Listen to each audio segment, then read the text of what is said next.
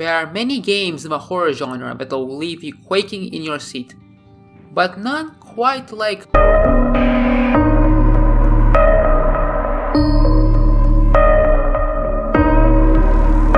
Mel, what the fuck are you doing? You're supposed to review the Bethesda game from a few years ago. This is the wrong script. Thanks so much for watching to the end of this video. If you enjoyed, Prey, not to be confused for Prey, is a 2017 horror-ish first-person shooter. It's developed by Arcane Studios, known for the Dishonored franchise and okay, this game is good though, please, trust me. Unless Zany persuades me to talk about this game's slightly odd history, I'll promptly skip over that. All you need to know is that this game has nothing to do with a game it shares its namesake with. Without further ado, let's start up again.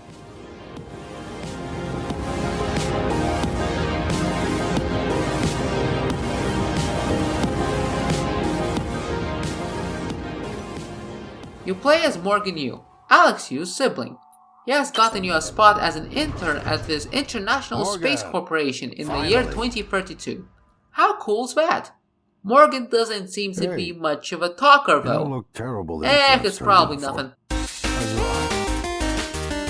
You just have to do a few tests before you get started on your gig upon the most advanced space station in existence, the Talos 1.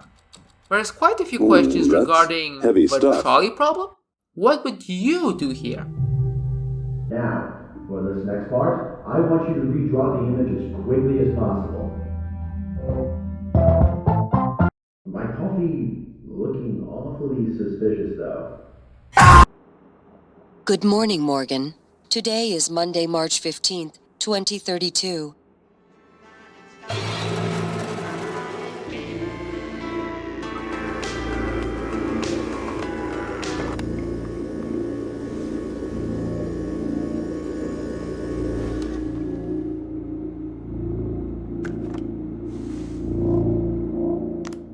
You play as Morgan Yu, Alex Yu's sibling. He has gotten you a spot as an intern at this international space corporation in the year... Hey, who the hell is January? My code name is January. You're not dreaming. What happened yesterday was real. If you want to know what's going on, first you need to get out, bitch. Nothing. Absolutely nothing is as it seems. For the next few hours, you are introduced to most of the game's mechanics. Neuromods, weapon upgrades, audio logs, hacking, the likes.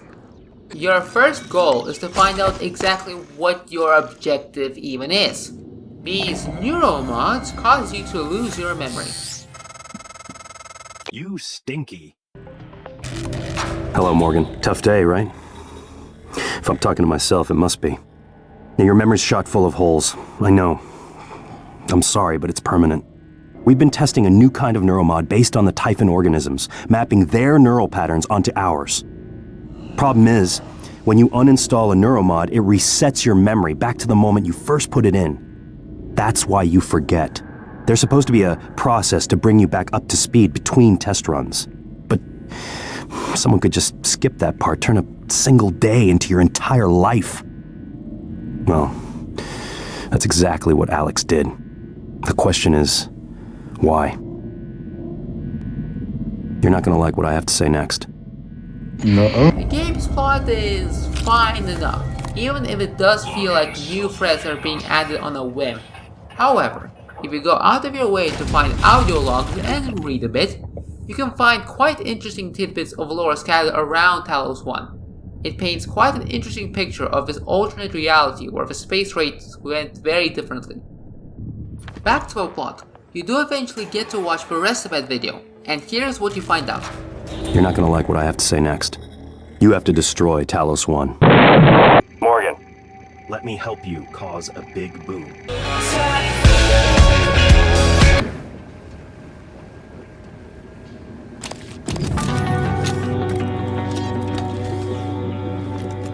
Eventually, you find the Cycle, an alien scanner that allows you to unlock alien neuromod abilities.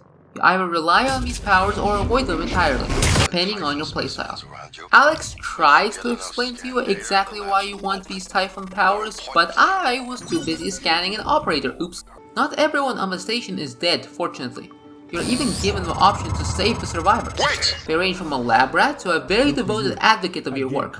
This would be a good time to mention an important part of a game's appeal: player agency. There are plenty of ways to go through most encounters, with optional side objectives to help out or investigate more people on the station. If so desired, you can even leave everyone else to die. This extends to a final piece of a puzzle. Alex shows you that it was your idea to work on these neuromods, with initially him opposing it, rather than the other way around. He also proposes to save the station while eradicating the Typhon by using a special version of the null wave you have developed. The device you mentioned, it's an advanced version of the null wave. It's the only way to stop the Typhon without destroying everything we've been working toward. Now here's something you won't expect in a million years. I'll spoil the ending right here. You either blow up the station or use the null wave to destroy the Typhon while preserving the station. If you do the former, you can save the others by getting a pilot for the space shuttle. Or not. It's your choice. Now, before you get all angry in the comments, firstly, there is a decent chance you need to watch your post-credit scene to get the full picture. Here, let me show you that too. Actually, let us go back a bit. Your parents sent the boogeyman to kill you and Alex because the true horror here is space capitalism. Your progress is impeded more in the last few hours of the game than in the previous 13. He uses multiple dirty tactics, like keeping hostages, sabotaging the drones, and luring you in with a medical emergency that is actually another ambush.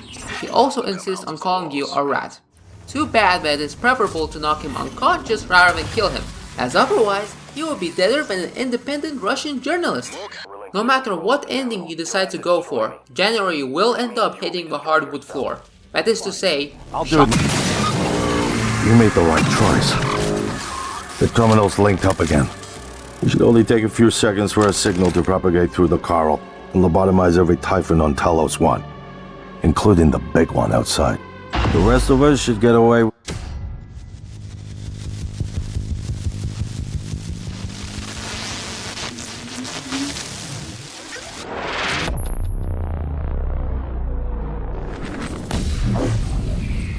Anyways, after getting one of the earlier mentioned endings, you get to watch the credit sequence and the post-credit scene. Here, let me show you.